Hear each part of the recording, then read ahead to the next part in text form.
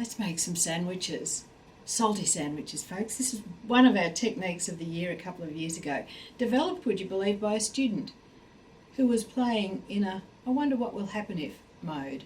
And thank you to her, we have this amazing technique where we're going to colour up 2 pieces of fabric, one in warm tones, one in cool tones. So you might be going the red side of the circle, the blue side of the circle, or the reddy pinky side of the purpley side of the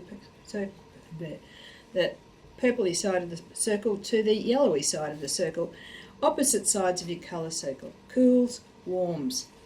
If we learn the rules first, then the rest of it's going to make sense. So we're going to colour up 2 pieces of fabric. This one was a greeny yellowy base with a pinky purpley top, a bluey pinky base with an orangey reddy top, and so on.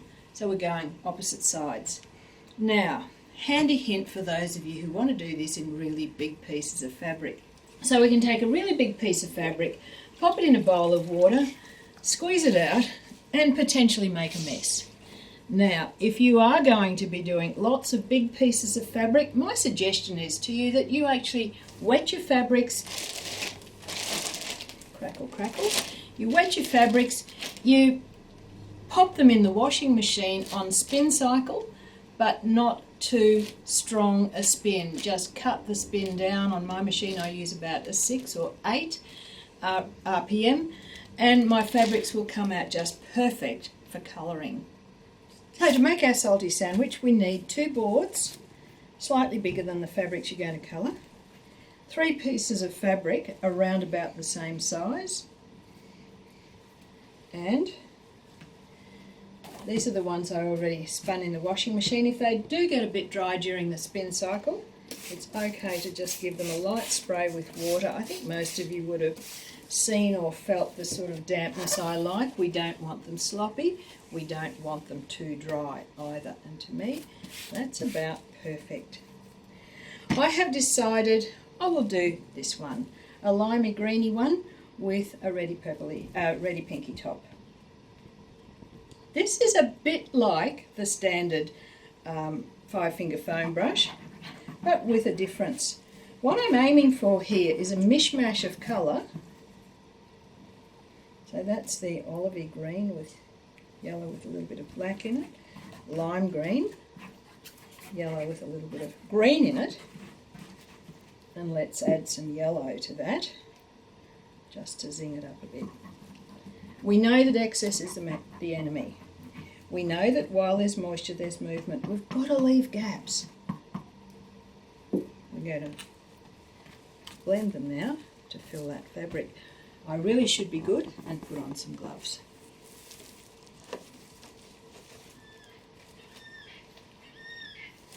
But you know that if you don't wear your gloves, you're going to come clean with soap and water and a nail brush. So that's completely up to you. Now you may or may not have noticed that my 2 boards are 2 separate sizes. That doesn't matter. But I do need to know that my base fabric is going to go on the bigger board. Just giving that a gentle blend. I don't want to mess them around too much. Bit of a squeeze in case there's any excess in there. Get the enemy out. Take another piece of fabric. Mop up the excess because it's too good to waste. And besides, it's going to create a 3rd piece of fabric that will go with the other 2 for whatever project we're using it for. Let's just pop one aside. I'll lay that one flat. You know, the hardest thing about this technique is deciding which you want to be the bottom fabric and which you want to be the top fabric. So what I'm doing here, that one will be my bottom fabric.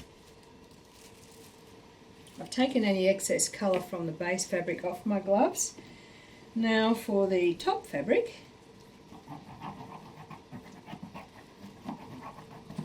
same carefully applied colour, you know my style.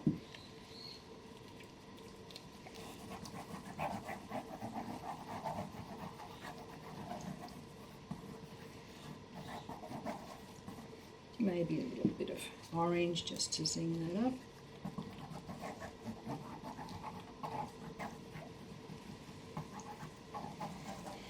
Be careful in this next process that you don't blend your colours too much.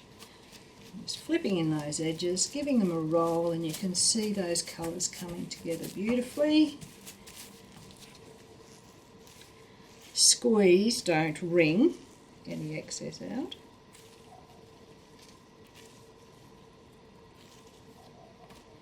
And we're going to pop that one into the mop-up as well.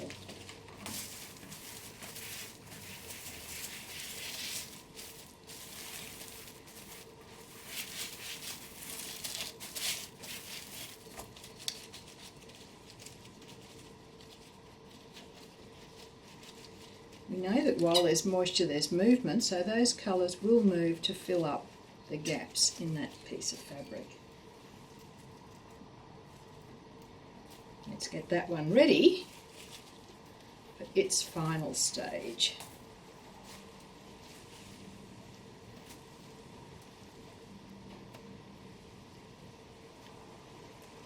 You can leave all those threads on there if you like. They can interrupt the pattern, and you might like that.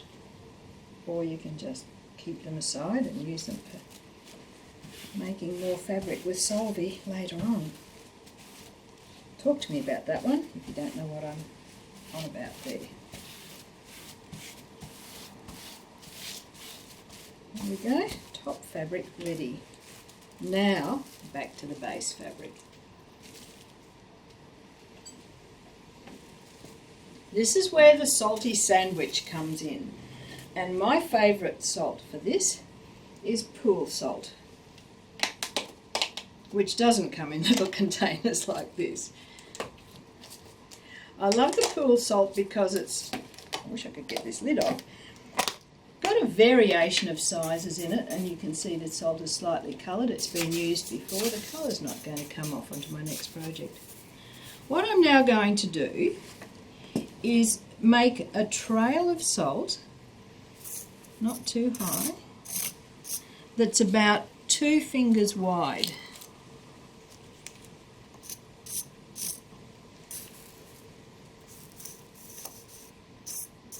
And you can do all sorts of incredible shapes with this.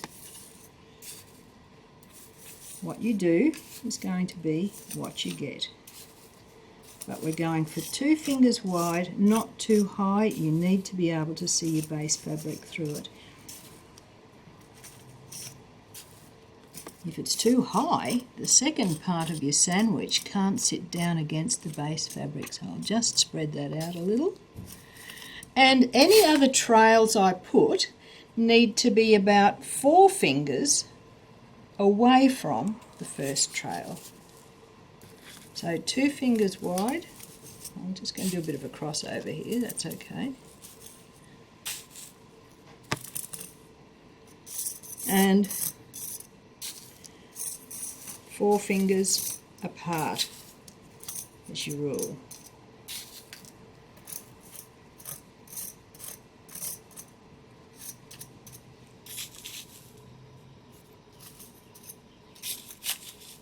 Base fabric is now finished. You can see 4 fingers, no closer, 4 fingers and 2 fingers on all my salty trails. By having the salty trails go off onto the plastic, it means that it actually looks as if you've cut your fabric out of a bigger piece. Then we simply take our top piece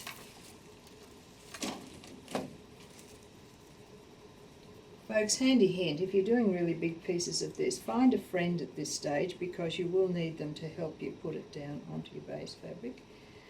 And you simply lay that across. And you're done. However, I can't help myself.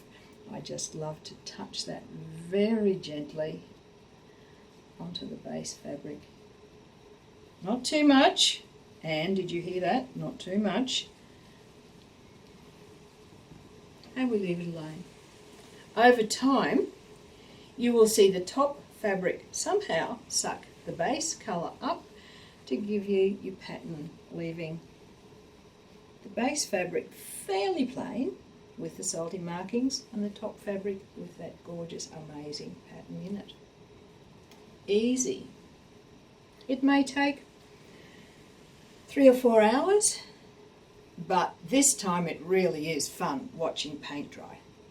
Let's take this a step further and turn our salty sandwich into a triple-decker sandwich.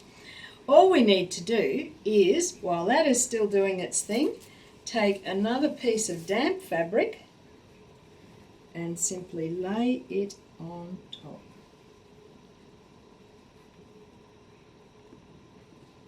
Touch down gently if you wish, and leave it alone and just wait for it to happen. So to our triple decker, here's one I prepared earlier. What we have here is the same colour base as before, the lime, the green, the yellow. The middle layer was red, black and brown. And then the third layer picked up everything from the 2 base layers. It's as simple as that. It's unbelievable.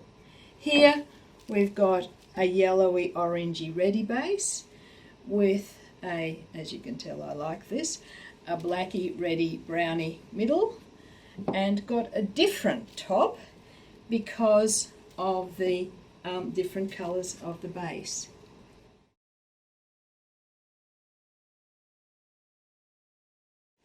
Salty sandwich variation number 2. Here's what happens when you break the rules. Instead of sticking to just cool colours, warm colours on any piece of fabric, mix them up a bit. This one has been done with 2 greens and magenta with a bit of, I think it was, heaven only knows, because it was a long time ago, yellow and green and probably some brown on the top coat, and put together as we did with our normal regular salty sandwiches, and see what happens. The results are absolutely magic, but guys, can I suggest that you always do your rules first, because then you've got a bit of an idea what's going to be happening. If you start off with a mishmash of colour, mixing your cools and warms, it's really hard to predict what can happen. That was it for a salty sandwich number 1. Regular. Here it is as the triple decker. We had bluey, purpley, greenies in the base,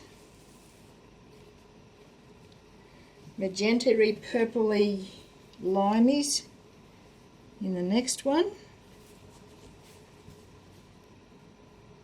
You can see that the downside does give you a clearer definition on the triple decker than the upside does.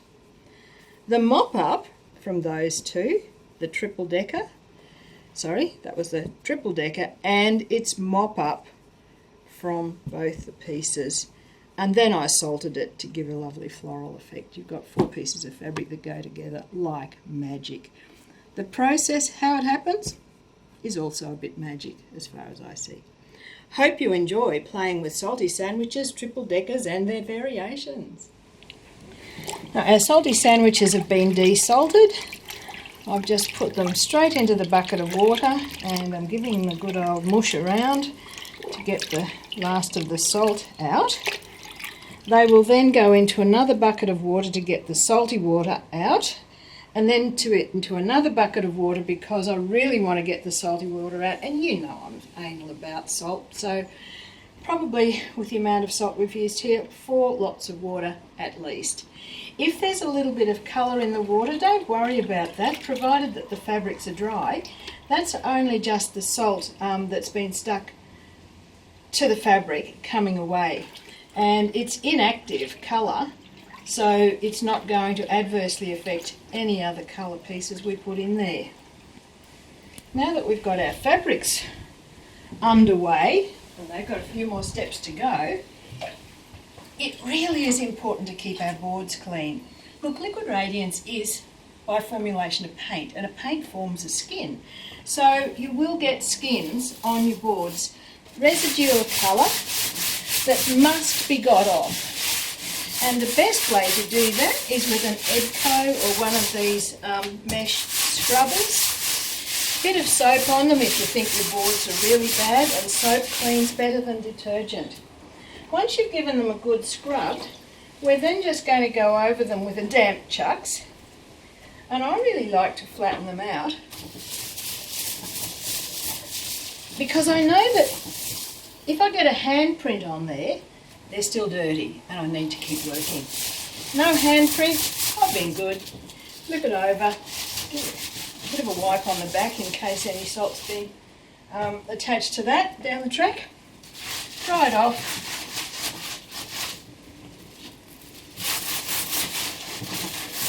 But don't stack them together until you know they're fully dry, so just put them somewhere to dry and they're done.